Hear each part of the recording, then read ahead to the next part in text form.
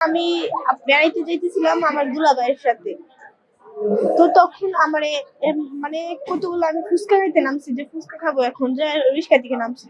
তো কতগুলো ছেলে ফলো করে করে, আমি তো জানি না যে ফলো করতেছে, ওরা সবসময় ফলো করে এটা আমি জানতাম, কিন্তু যে এখন ফলো করতেছে এটা আমি জানতাম না।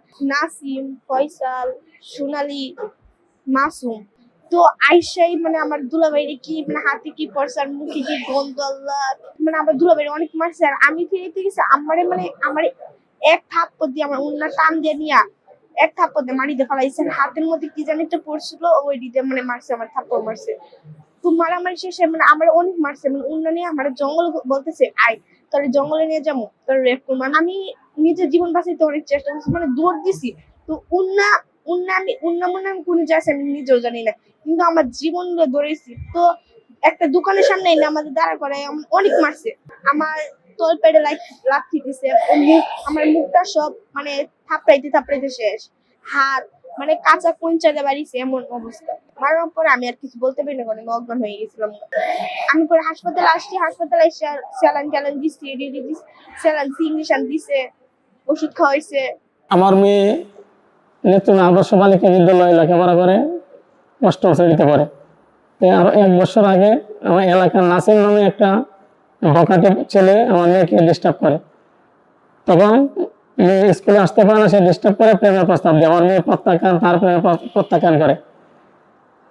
পরে আমি থানায় জিডি করি, এই 1 বছর আগের কথা জিডি করি। জিডি করলে থানা থেকে পুলিশ যায়, পুলিশ গিয়া ওদেরকে শাসাই আসে। এরপরে এলাকার গণ্যমান্য যারা আসলো ওরা বলে যে আমরা মীমাংসা করে দেবো, তখন ওনারা এটা মীমাংসা করে দিই। এই নাসিমকে নিয়ে আমার বাড়িতে নিয়ে মাপটাপ সবাই বলছে আর কোনোদিন সে এরকম কাজ করবো না। এবং মাতবরা যারা গেছিল ওনারা বলছে যে যদি কোনোদিন নাসিম মেয়ের উপরে কোনো ডিস্টার্ব করে, এটা দায়িত্ব আমরা বহন করবো। গতকালকে আমি বাসায় ছিলাম না, আমি বাসায় গিয়ে শুনি আরো 4টা ছেলে নিয়ে আমার মেয়েকে রাস্তাতে উড়াই নিয়ে গেছে। আমার মেয়েকে অনেক পিটাইছে যে তুই কেন আমাকে বিয়ে করবি না, মাইরা ওইখানে একবার লাশ বানায় ফেলাইতেছে। তখন আমার বড় মেয়ে ফোন করছে পিতির কাছে, পিতি তুমি কোথায়? আপা আমাকে ওরা মাইরে এলো, পারে তুমি চালু করে আমাকে উদ্ধার করো। তখন আমার মেয়ে ধরে যায়, উদ্ধার করে নিয়ে আসে, পানি টানি ঢালে মাথায়, এরপরে সদর হাসপাতালে নিয়ে আসে।